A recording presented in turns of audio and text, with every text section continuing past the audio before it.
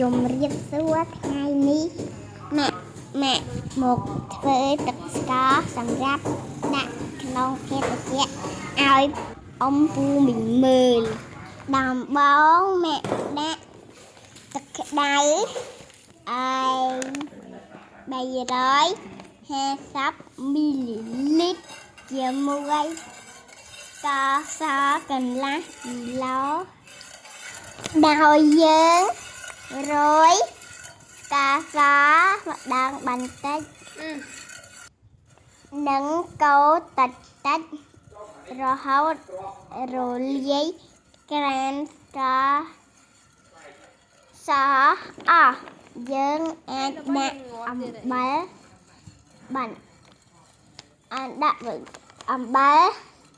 មួយចាប់ក្នុងទឹកស្ករបានណាតែប៉ុណ្ណេះចេះធ្វើទឹកស្ករ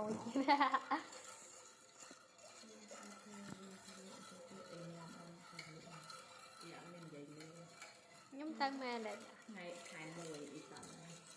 ពីរៀនចប់ពីតាដល់ណា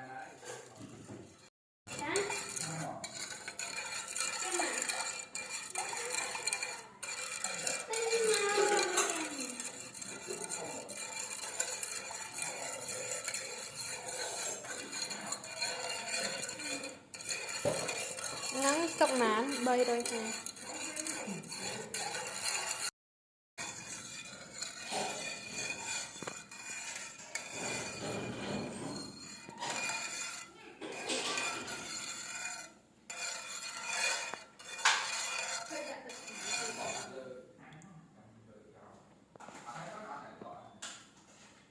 ទឹកស្ករ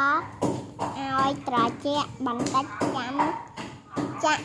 ដាក់ក្នុងកំប៉ុងខ្ញុំមកតែញ៉ាំតែខ្ញុំនឹកឃើញគ្នាតែផឹកមួយឆានឹងរហូត